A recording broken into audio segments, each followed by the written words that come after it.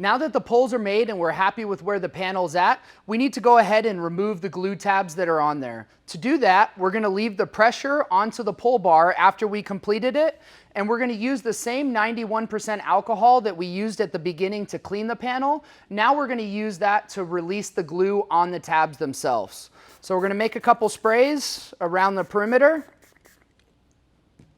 And then we have our flat bar that we can use in a couple different ways. You saw me use it a second ago to tap down the high spots without damaging the paint. We can also use it as a little bit of a pry to release some of the pressure on the glue and get it going like that.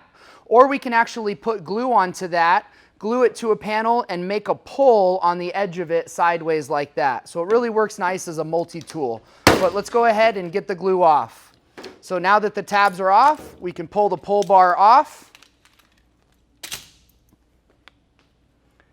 and continue with the rest of the tabs.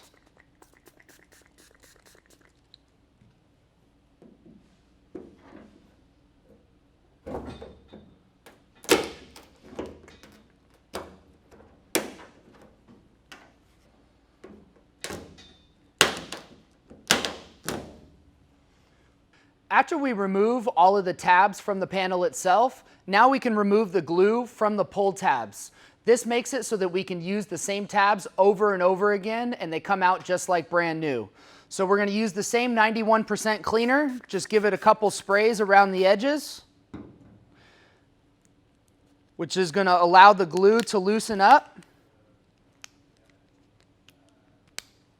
and peel right off. And you can see that the bottom is ready to go for another round.